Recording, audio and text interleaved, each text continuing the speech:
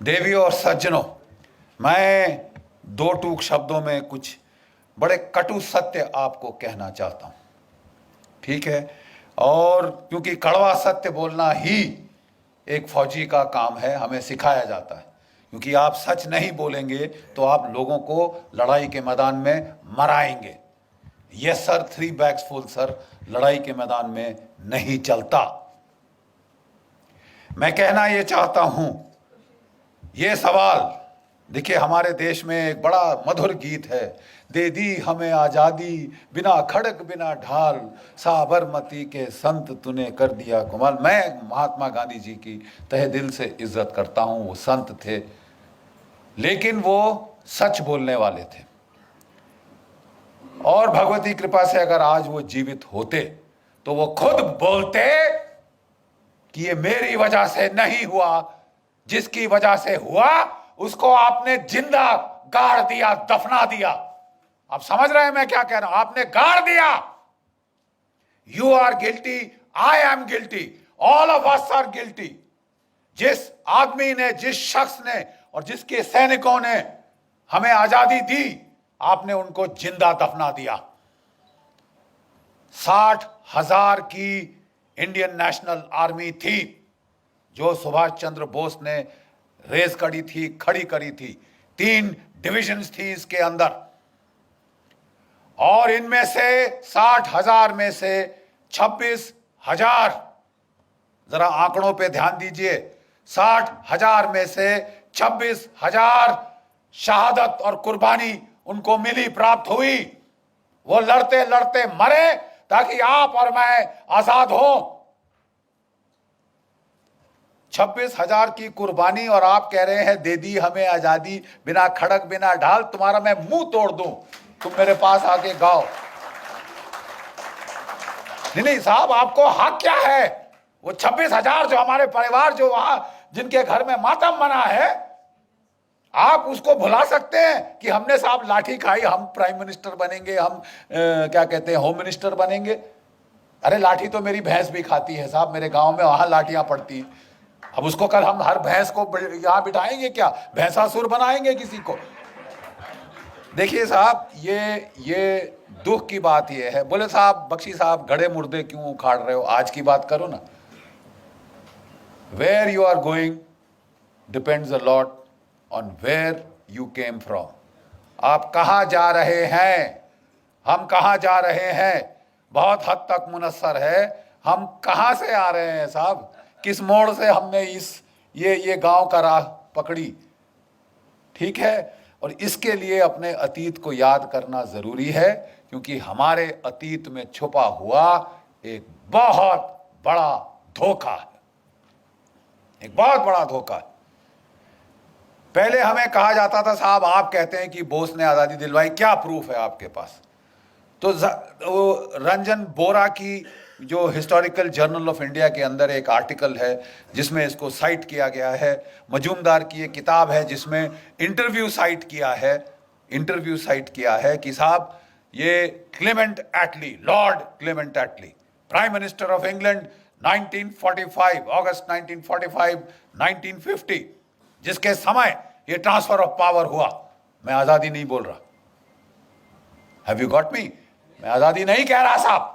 जिसके सामने ये, जिसके समय में, जिसके कार्यकाल में ये ट्रांसफर ऑफ पावर हुआ, उसने खुद बात करी जस्टिस पीबी चक्रवर्ती से, ठीक है। और उसने कहा, जो सुब्रमण्यम स्वामी जी ने आपको अभी सुनाया, कि साहब आपने भारत क्यों छोड़ा?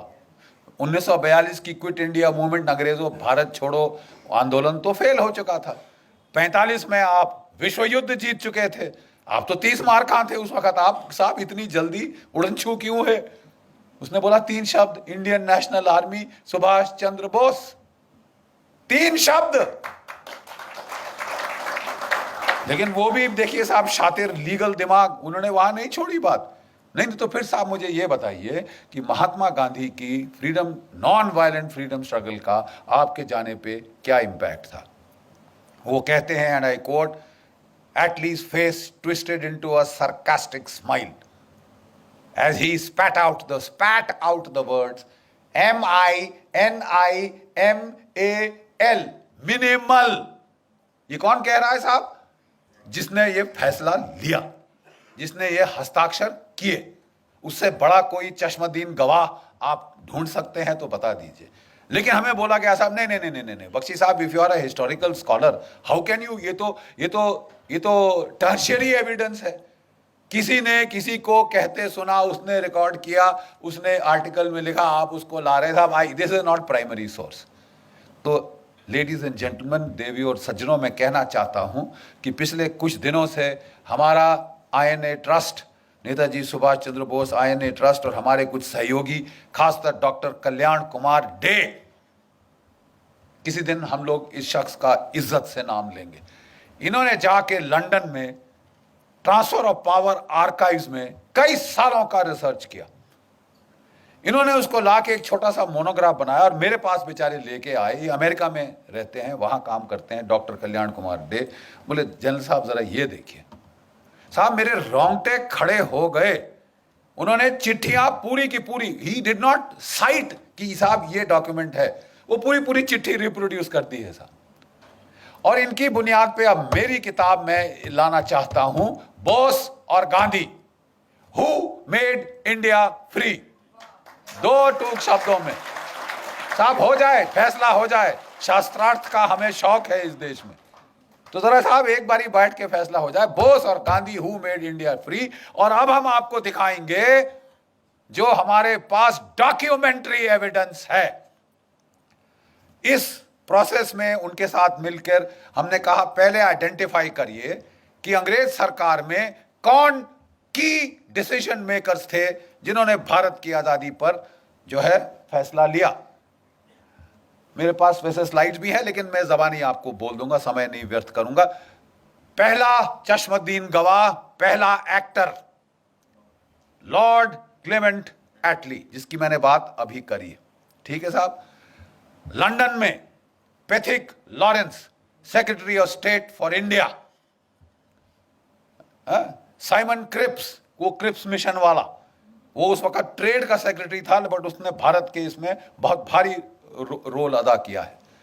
न्यू दिल्ली में आइए, viceroy, viscount Wavell, field marshal Wavell, जो कि वॉयसरॉय था और पहले इंडियन आर्मी का चीफ था। ये चश्मदीन गवाह, क्रिटिकल डिसीजन मेकर।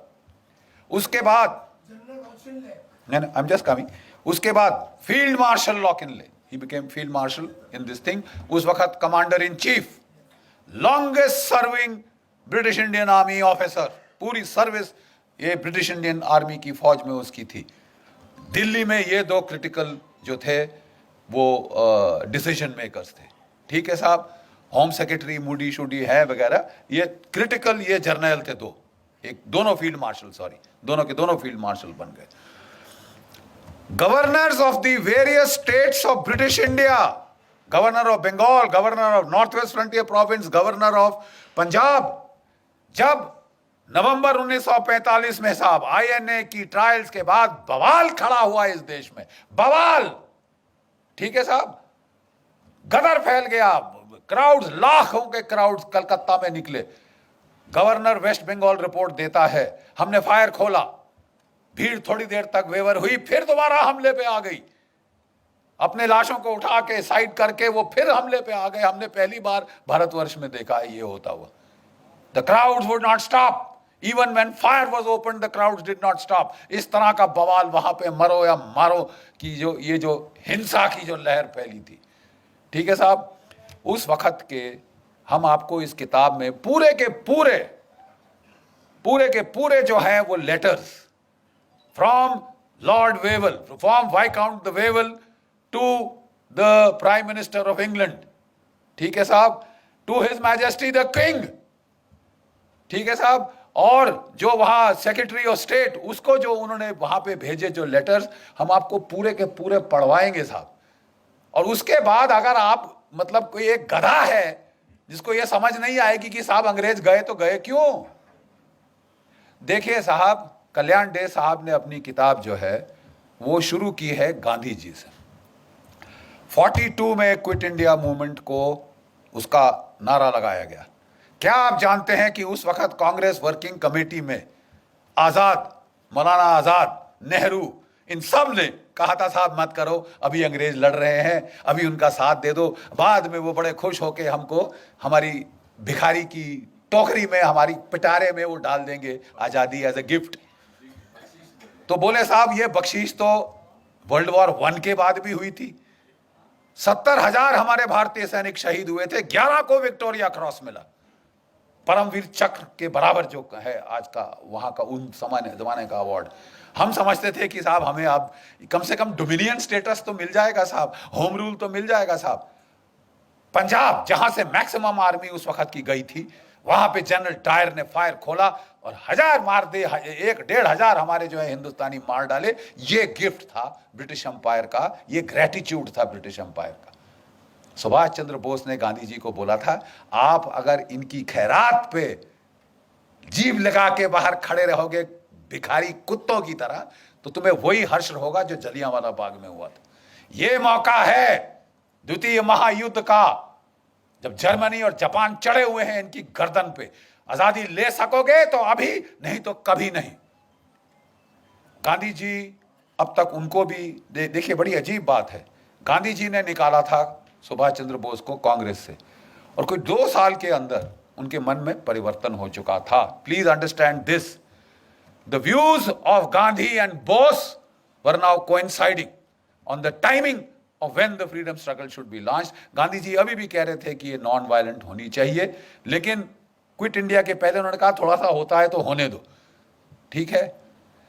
अंग्रेजों ने पकड़ के सारी कांग्रेस लीडरशिप को, आज की तारीख, आज है वो तारीख 8 अगस्त 1942 जब the quit India movement was launch. उनको पहले से इंटेलिजेंस थी, उनके हजारों तो उनके मुखबिर थे वहां पे।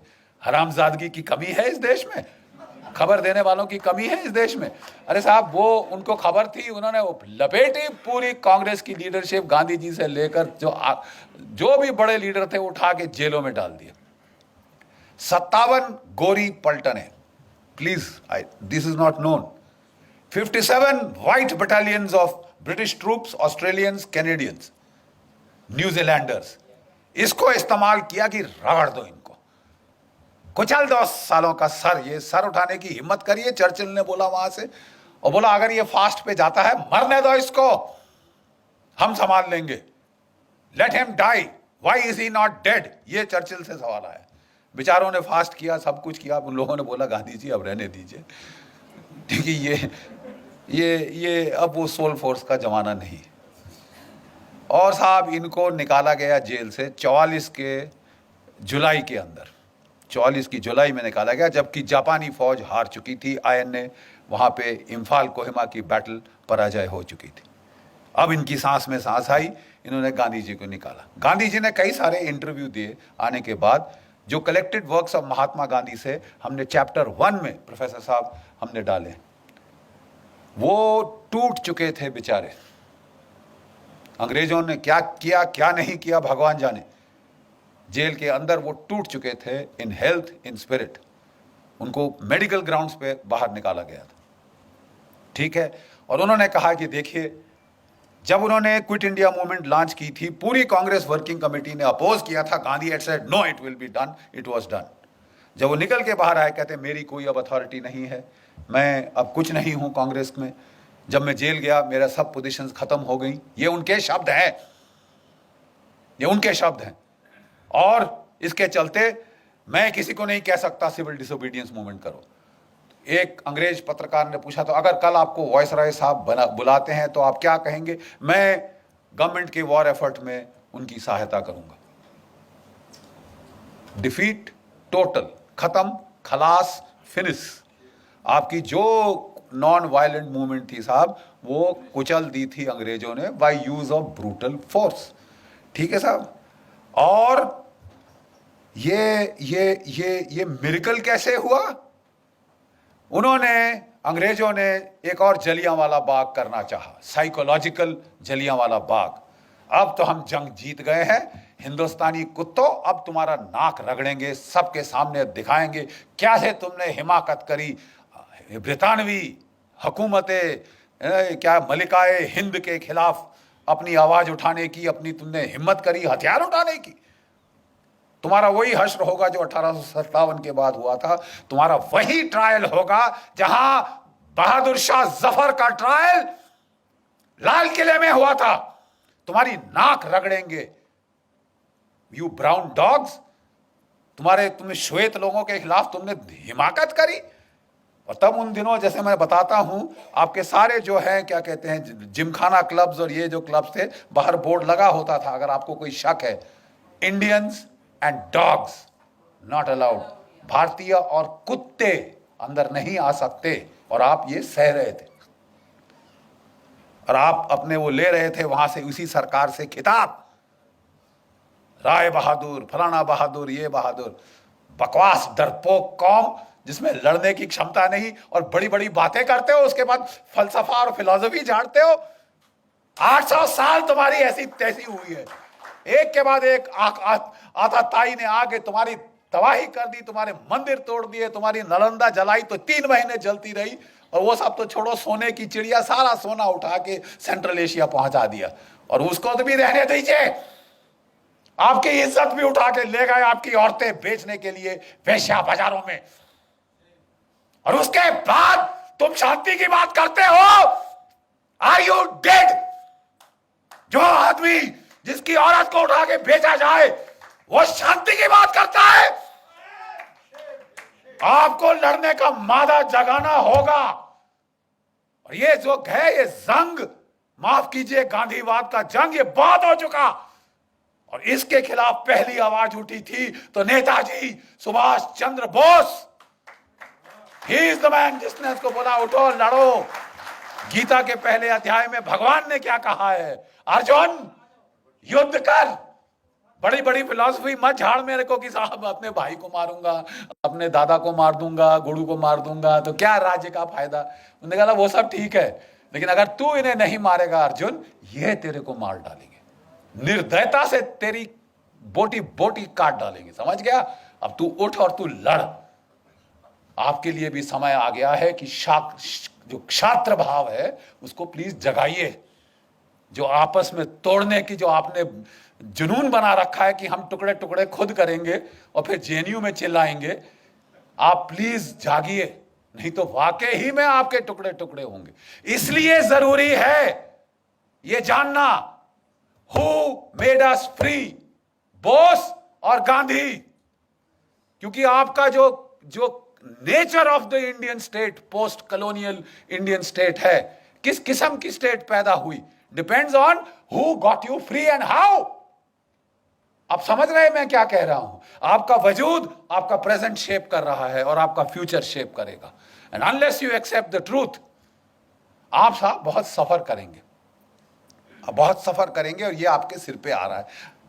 कोई भी सरकार आ जाए, हथियार नहीं खरीदे जा सकते इस देश में, क्योंकि गांधीवाद है साहब।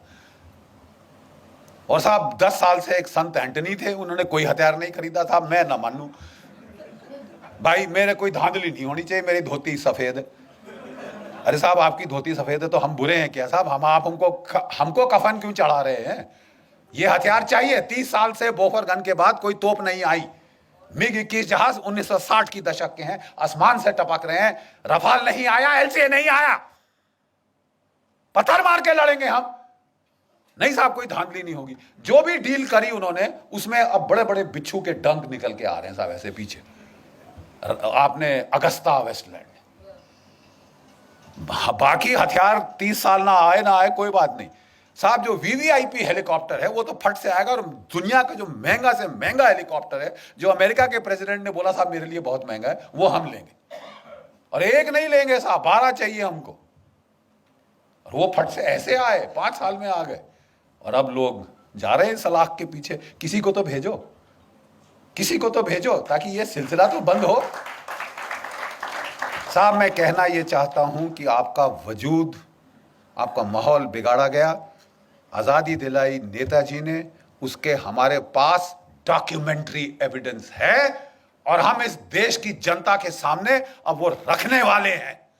हम आपको चिट्ठियां पढ़वा देंगे। और कोई हिस्टोरियन को कोई शक है तो साहब हम आपको चिट्ठियां आपके साथ बैठ के पेन के साथ अंडरलाइन करके देंगे। साहब ये जरा पढ़ लीजिए, इसका मतलब क्या है। अंग्रेजी शायद दो मतलब आप निकाल सकते होंगे। We will show you mountains of documentary evidence, क्योंकि पहले हम चुप हो जाते थे कि यार ये हिस्टोरिकली शायद मेरे को रिसर्च मेथडोलॉजी पे फॉल्ट कर रहा है। मैं कहना चाहता हूं कि अब हमारे पास सारी किताब की किताब पोथियां हैं डॉक्यूमेंट्स की, documentary evidence, first person primary evidence. और ये आप लोग देखेंगे हमारे देश की त्रासदी क्या है। आज़ादी दिलाई नेताजी ने, सुभाष चंद्र बोस ने। अंग्रेजों ने बोला नाक रगड़ेंगे, बम फट गया। जिस आईएनए की खबर उन्होंने छुपा के रखी थी 5 साल लड़ाई के, 6 साल लड़ाई के, वो एकदम से बाहर आई। उन्होंने बोला बहुत पब्लिक ट्रायल होगी ताकि हिंदुस्तान की फौज ठंडे पसीने माथे पे आ जाएंगे, हम फांसी पे टांगेंगे सालों, जैसे 1857 में टांगा था। लेकिन एक फर्क था, 25 लाख भारत की फौज की नफरी हो चुकी थी सेकेंड वर्ल्ड वॉर के एंड तक। 25 लाख, आज 13 लाख। अब समझ रहे हैं, 22.5 मिलियन, 25 लाख फौज थी जो हर मैदान जंग लड़ चुकी थी। अंग्रेजों के दांत तो खट्टे क्या, जर्मनों के दांत खट्टे किए थे, आपके जापानियों से लड़े थे, ठीक है, इटालियंस की ऐसी तैसी कर दी थी हमारी फौजों ने। और लड़ाई के आखिर तक अंग्रेज जर्नल अपने नीचे ब्रिटिश डिविजन्स नहीं, ब्रिटिश यूनिट्स नहीं, इंडियन यूनिट चाहते थे। बोलते साहब इनके खाने पे आधा खर्चा होता है, लड़ते दुगना है, लड़ते दुगना है। ये एक भारत एक महान विश्व शक्ति के रूप में उभर सकता था। प्लीज ध्यान से सुनिए जो मैं कह रहा हूं।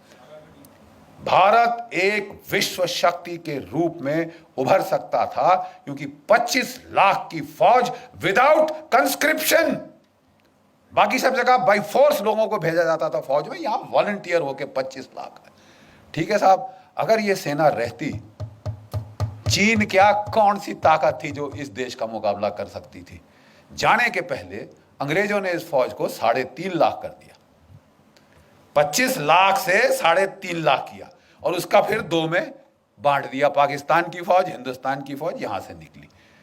अंग्रेजों ने, ध्यान से सुनिए, अंग्रेजों ने जब जापान को जीत लिया, जर्मनी को जीत लिया, बोला यहां के लोगों का जो लड़ने का मादा ही खत्म कर देंगे। ऐसी पैसिफिक कॉन्स्टिट्यूशन इंपोज करी कि ये देश कभी उठ ना सके। अब तक जर्मनी जापान उठ नहीं पाए, आर्थिक रूप से कहीं भी पहुंच गए हो दुनिया में, militarily they count for zilch, 0। और एक और देश जिसको ये किया गया, ध्यान से सुनिए, वो था भारतवर्ष। 25 लाख की फौज काटी, 3.5 लाख पे लाए, 2 टुकड़े कर दिए और सोने पे सुहागा एक ऐसे बंदे को प्राइम मिनिस्टर चुना, सिलेक्ट किया गया, इलेक्ट नहीं हुआ। कांग्रेस वर्किंग कमेटी ने सरदार पटेल को इलेक्ट किया था। मत भूलिए इतिहास, Sardar Patel was elected by the Congress working committee. अंग्रेजों ने गांधी जी के थ्रू जोर लगवाया, उन्होंने नहीं आप नेहरू को एक्सेप्ट करेंगे। और सब लोग ठीक है महात्मा जी आप कह रहे हैं तो हम कुछ नहीं बोलते। और बहुत नेचुरली खुंदक तो आई होगी सरदार पटेल बेचारों को, इलेक्ट मैं हुआ, सिलेक्ट ये हुए, जैसे इमरान खान हुए हैं बाय द वे। तो साहब एक उनको वो लेके आए नेहरू जी को, और जो हमारा पहला कमांडर इन चीफ था of the British Indian army, वो था जनरल सर रॉय बुचर। उसने कहा अब मेरा नया बॉस आया है, तो अच्छी नई वर्दी निकाल के, बूट चमका के, टोपी डाल के, बेचारा फाइल पकड़ के आया, केन नेल के आया, सैल्यूट किया अपने प्राइम मिनिस्टर को, नौकरी तो बनानी होती है साहब, तो सैल्यूट करके आया। साहब बोले हाँ जी क्या लेके आए जनरल साहब? तो बोले कि साहब ये expansion and modernisation plans of the Indian army. General, I don't need an army, this is a peaceful country, I only need the police, who needs you, get out. इस बेचारे जो general Roy sir Roy Bucher था, उसके चेहरे पे जो भाव आया उस वक्त, ये प्रधानमंत्री है। जब वो ऑफिस के बाहर आया तो किसी उसके जूनियर एडीसी ने पूछा सर क्या हो गया, you seem to have seen a ghost. तो वो कहता कि जी ऐसा ही कुछ है। कहता अच्छा मैं तो जा रहा हूं, अभी इनको संभालने दो अपना। अगर सरदार पटेल ना होते, आपकी फौज डिसबैंड कर दी गई होती। Do you know this? दो चीजों ने आपको बचाया, एक पाकिस्तान ने, एक सरदार पटेल ने। पाकिस्तान ने हमला कर दिया, उन्होंने नहीं इंतजार किया, उन्होंने शांति के नारे नहीं लगाए। लेकिन जो कुछ भी आप कह दो, उनमें इतनी तो शर्म थी कि आजाद पाकिस्तान का जो पहला गवर्नर जनरल था वो एक मुसलमान था, जिना। और हमारा कौन था? Lord Louis Mountbatten. प्यार था साहब, इश्क इश्क इश्क था। लेडी माउंटबेटन को दूर थोड़ी ना जाने दिया जा सकता है, तो बोले आप रहिए साहब। अरे यार, हम मर गए, 26,000 हमारे शहीद हो गए इनको निकालने के लिए, और तुम यहां रोक के, वो खानदान को यहां रोक के हमारे ऊपर राज कराने के लिए बिठा रहे हो। और जब पार्टीशन की रॉयट्स हुई तो इन्होंने उसको बोल दिया एक मीटिंग में, you please handle. Are you sure you are the prime minister? वो भी सरकास्टिकली बोला Mountbatten, Jawaharlal you are the prime minister, you want me to take charge? नहीं नहीं जी, हमारी तो यार ये तो हाल है। ऐसी आप पे सरकार थोपी गई जो हिंदुस्तान का मिलिट्री पोटेंशियल न्यूटर कर दे। अब बिल्कुल यही हुआ। अगर पाकिस्तान ना होता, इन्होंने हमारी फौज की ऐसी तैसी कर देनी थी। ठीक है साहब, ये गांधीवाद जो था, इसने हमारी फौज का सफाया कर देना था। और पाकिस्तान के टैंक वाकई 1965 में दिल्ली में आके नमाज पढ़ते। ये इस किस्म की ट्रेचरी हमारे साथ हुई। और एक भगवान का लाख शुक्र है पाकिस्तान का, जिसने हमको लड़ना सिखाया, मार लगाता रहा जब तक कि लड़ने को राजी नहीं हुए अपनी जान बचाने के लिए ही। और दूसरा, एक चीन की पीपल्स लिबरेशन आर्मी। 1962 में उन्होंने ऐसी करारी लात मारी कि ये नेहरू परिवार का जो उस वक्त हाल था, कभी अमेरिका को अपनी ट्रूप्स भेजो, अपने जहाज भेजो, बोल गए आपकी एयरफोर्स कहां है? आपने लगाई? तुम्हारे पास इतनी बड़ी एयरफोर्स है, तुमने लगाई? 1962 में नहीं लगाई साहब, बिठा के रखा। और आप अमेरिकी एयरफोर्स मान रहे हो, रॉयल एयरफोर्स मान रहे हो, मतलब it was Tamasha. Thank God 1964 में वो अल्लाह ताला को प्यारे हो गए। भगवान उनकी आत्मा को शांति दे और हमें बख्शा। और 10 साल में ये देश रीमिलिटराइज हुआ। 65 की लड़ाई में हमने पाकिस्तान के साथ ड्रॉ हुआ, let's not be beat around the bush, ठीक है साहब। और 71 तक हमारे जर्नल, हमारे लड़के सब सीख चुके थे और पाकिस्तान के 2 टुकड़े कर दिए। चंद्रगुप्त मौर्य की विजय के बाद अगर पहली बड़ी विजय हुई है तो वो 1971 में हुई। 1971 में। कहने को मैं ये कह रहा हूं, देवियों और सज्जनों, हमारे देश के साथ धोखा हुआ। नेताजी जिन्होंने आपको आजाद कराया, वो ताइपे ताइवान नहीं गए थे।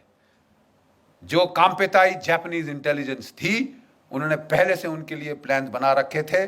उनको एक मित्सुबिशी बॉम्बर में बिठा के वो साइगॉन से मंचूरिया ले गए थे। एक रशियन स्पीकिंग जापानीज जनरल उनके साथ था, जो इंटरप्रेटर का काम करना था। वो लैंड किए मंचूरिया में और वहां से वो सीधा रूसियों के पास गए। ओम्स्क शहर साइबेरिया में, जहां की रशियन गवर्नमेंट मूव करी थी वर्ल्ड वॉर 2 के टाइम, ठीक है, ओम्स्क साइबेरिया, वहां पे आजाद हिंद फौज की एम्बेसी थी। अब जानते हैं, वहां दूतावास था आजाद हिंद फौज का, ठीक है साहब। और वहां पे काटो कानो नाम का कोड नेम था उसका, वहां पे एम्बेसडर था। नेताजी सीधे उसके पास गए। जो सोना दिया था भारतीय मूल के लोगों ने, वो साथ ले गए, ताकि अगर नई फौज खड़ी करनी पड़े तो उसके लिए पेमेंट करेंगे। वहां रहे। 3 ब्रॉडकास्ट उनके यहां पे रिकॉर्ड हुए हैं। उनके 3 ब्रॉडकास्ट रिकॉर्ड हुए हैं साहब, दिसंबर 1945, जनवरी 1946 और लास्ट ब्रॉडकास्ट रूस से 18 फरवरी 1946। उसके बाद तब तक अंग्रेजों को बिल्कुल क्लियर पता चल गया था। अब तो रेडियो ब्रॉडकास्ट भी थे, एविडेंस लेके पहुंच गए स्टालिन के पास कि साहब ये तो हिटलर का साथ दिया इसने, तुम्हारा जानी दुश्मन, इसका कुछ करो। वो जॉर्जिन है ऐसा। अब वो था खुंद की, सीधा लेज़नविस्की प्रिजन, सेल नंबर 45, साइबेरिया। यहां होम मिनिस्टर, होम सेक्रेटरी जो था मूडी अंग्रेजों का, वो लिखता है, let him be where he is, ये लिखित है, मैं मुंह से नहीं कह रहा साहब। इट्स नॉट आपने मेरे को बताया, मैंने मेरी मम्मी को बताया, मम्मी ने मेरे पोते को बताया। Direct written recorded evidence. Let him be where he is. Hindustan में कोई जेल नहीं जो उसे रोक सके। हिंदुस्तान में पुष्पिंदर कोई जेल नहीं जो उनको रोक सकती थी अंदर। ठीक है साहब। और वहां पे उन्होंने सिर्फ एक चीज मांगी जो मेरी रिसर्च अभी तक मुझे बताती है, वी वांट टू इंटेरोगेट। हम नेताजी को इंटेरोगेट करना चाहते हैं। आप इंटेरोगेशन का मतलब जानते हैं? नहीं जानते तो यहां फौजियों से पूछिए, पूछिए इनसे इंटेरोगेशन का क्या मतलब होता है। लेडीज एंड जेंटलमैन, कटु सत्य यह है कि उनको टॉर्चर करके मारा गया। और जो ये कहानी थी प्लेन क्रैश की, जो जापानियों ने छोड़ी थी डिसेप्शन के तौर पे ताकि अंग्रेज उनके पीछा ना करें, उसको अंग्रेजों ने उठाया। भाई जो मर चुका है वो चीख थोड़ी ना मारेगा। और आप और मैं, हम हाथ पे हाथ धर के बैठे रहे। जब जिस इंसान ने आपको आजादी दी उसे यत्नाएं देकर प्लास्टिक का बैग्स आखिर में सिर पे लाके दम घोट के मार डाला गया हो। हम सारे इस मर्डर में शामिल हैं अपनी चुप्पी के मारे। और 70 साल के बाद भी आप चुप हो, लेकिन हम आपको चुप नहीं रहने देंगे। हम फौजी ने अब ये ठान लिया है साहब, हम आपको चुप रहने नहीं देंगे। बहुत अच्छा कहा हमारे मिश्रा जी ने कि साहब अभी समय है। हाँ अब समय है। 14 अक्टूबर इस साल हम तमाम स्टेट कैपिटल्स में हमारी जो वेटरन्स इंडिया है, हमारी जो नेताजी सुभाष चंद्र बोस INA ट्रस्ट है, आपकी कर्नल साहब की जो ऑर्गेनाइजेशन है हमारी, हम लोग एकजुट होकर मिलकर, अलग अलग करेंगे तो बारिश जैसे कोई असर नहीं होगा। इकट्ठे बनोगे तो जल प्रपात बनेगा जो फाड़ देगा डैम की दीवार को भी। हम लोग सारे स्टेट कैपिटल्स में चलो दिल्ली का नारा लगा के वहां से लोग ला रहे हैं दिल्ली। सारी स्टेट कैपिटल्स में कोई संगठन की जरूरत नहीं है आपके। हम सिर्फ चाहते हैं, जैसे कर्नल साहब बहुत अच्छी तरह से बोलते हैं, अगर आप जय हिंद बोलने को तैयार हो आप जुड़ जाओ। तुम फौजी हो, तुम नहीं हो, तुम सिविलियन हो, तुम कुछ भी हो, आप हमारे सैनिक हैं।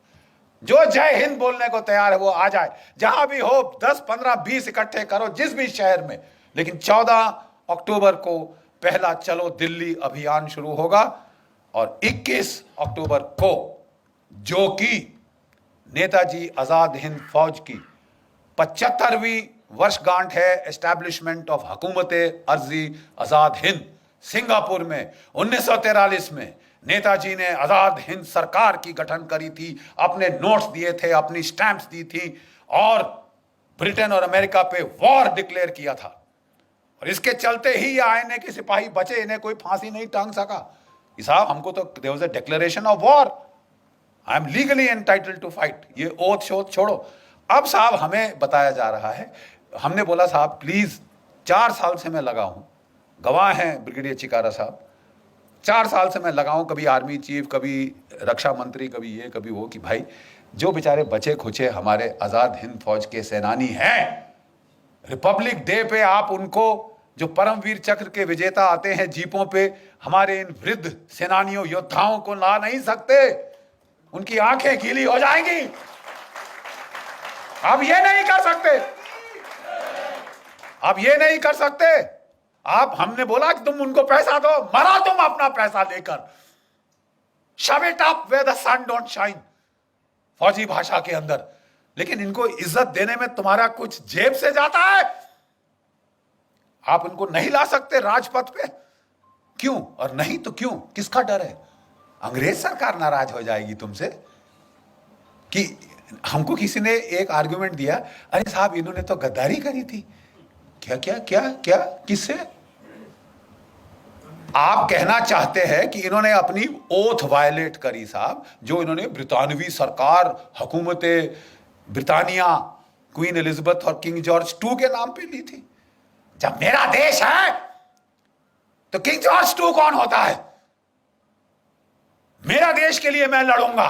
मैं मैं किसी का भाड़े का पिट्ठू नहीं हूं कि मैं अंग्रेज सरकार के लिए अपनी ओथ पे मैं कायम रहूंगा। अगर मेरे देश का सवाल है, भाड़ में गई तेरी ओथ, मैं ये लेके ऐसे पांव से कुचलता हूं, अभी लिखी तेरी ओथ। आप कह रहे हो कि 70 साल आजादी के बाद 71वें साल में तुम आईएनए के वेटरन्स को रिपब्लिक डे परेड पे नहीं ला सकते। चलिए साहब, यही बात रही।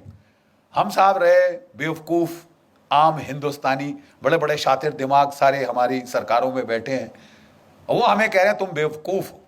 हाँ साहब, हम बेवकूफ हैं, but we are emotional bloody fools. और हम देखेंगे कि आप लाओगे। You will get the INA veterans on parade. Otherwise, Dr. Subramaniam Swamy and we will take you to court. आपको सिर्फ कोर्ट की भाषा समझ आती है।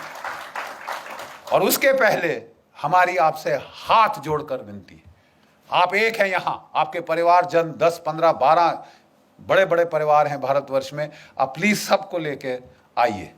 21 अक्टूबर को हमने सरकार से मांग करी है कि सरकार एक फंक्शन करे, या प्रधानमंत्री जी या राष्ट्रपति जी तिरंगे झंडे को लहराएं on the 75th anniversary of हुकूमत आजाद हिंद फॉर्मेशन। लेकिन अगर कुछ नहीं हुआ तो आप समझते हैं कि ये खाली चला जाएगा? जी नहीं, हम करेंगे, हम याद करेंगे। We will not forget and we will not forgive. हम भूलेंगे नहीं और हम कभी माफ नहीं करेंगे। जो गद्दारी तुमने करी है, जिसे तुम छुपा रहे हो, क्योंकि कितने सारे नौकरशाहों का, कितने सारे इंटेलिजेंस ब्यूरोज के चीफ का नाम आज कीचड़ में होगा अगर असलियत आ जाए सामने। आप छुपा रहे हो, लेकिन आप हमेशा के लिए नहीं छुपा सकते। जितना ज्यादा छुपाओगे, ये अंदर राक्षस तुम्हारी पेट में बढ़ेगा और ये फूट के बाहर निकलेगा। और जनता का जब समुदाय यहां आ जाएगा, the voice of the people is the voice of God. आपकी जन साधारण की आवाज भगवान की आवाज। आप प्लीज एकत्रित होइए और 21 अक्टूबर को अगर सरकार कुछ नहीं करती, इंडिया गेट पे हम इकट्ठे हो रहे हैं। अच्छे खुले मैदान हैं, जितने मर्जी आप चाहते हैं आप वहां ला सकते हैं। आइए हमारे साथ जुड़ जाइए और जरा अपनी आवाज उठाइए। आप today you are empowered by the net. आपकी आवाज सिर्फ आपके घर के 4 दीवारी तक नहीं रहेगी। जरा नेट के बटन दबाइए और इस आवाज को, इस चीख को आप प्लीज पूरे देश, पूरे भारतवर्ष में फैला दीजिए।